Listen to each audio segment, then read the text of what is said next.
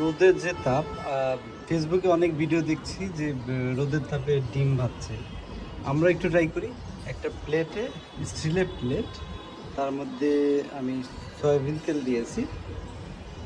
Soybean তেল দিয়ে দেখি কিছুক্ষণ রাখবো। রাখার পরে আমি ডিমটা দিব, তাই না? ডিমটা পরে দিতে হবে। ডিম পরে আগে তাপ হয়ে যায়, মানে কিছুক্ষণ রাখি দেখি তাপটা কেমন হয়। হ্যাঁ, তাপটা কেমন কেমন বাড়ে। আমার এই সাইডে তাপটা বেশি পড়ছে, সো আমি এই সাইডে ট্রাই করি। রোদের যে তাপ, 12টা 20-এ রাখছো? কয়টা বাজে? 12টা 20-এ রাখলাম।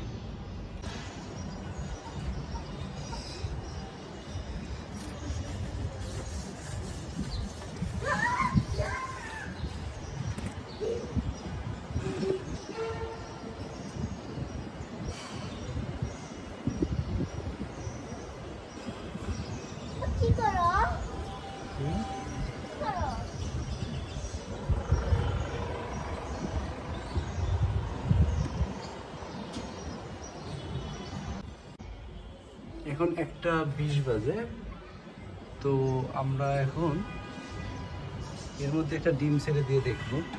আমি আলু দিয়েছিলাম ফ্রাই করার জন্য, দেখি কি হয়। সেরকম একটা ডিম ছেড়ে দেবো।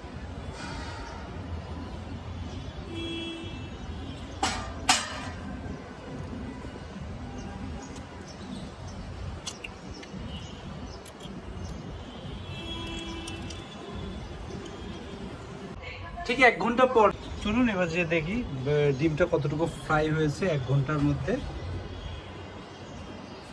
ও মাই গুডনেস, ডিম ডিম ফ্রাই হয়ে গেছে, দেখুন।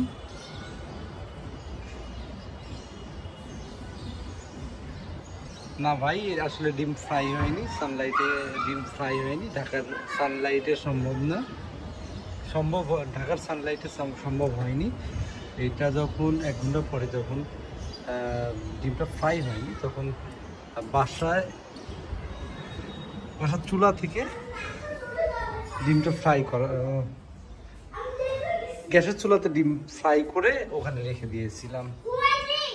না, আমি রেখে দিইনি, আসলে আমার ওয়াইফ রেখে দিয়েছিল। এটা শর্মি ফ্রাই করে রেখে দিয়েছিল। 1 ঘন্টাতে যখন ডিম ভাজা হয়নি, তখন শর্মি ও নিচ থেকে ডিমটা ভেজে, গ্যাসের চুলাতে ডিম ভেজে রেখে দিয়েছিল। কিন্তু আমি আর আদের বুঝতে পারিনি। পরে আমাদেরকে বলল যে আসলে সে যখন ডিম ভাজা হয়নি 1 ঘন্টাতে, তো 1 ঘন্টা পরে তখন ভেজে দিয়েছে। Okay, thank you for watching us.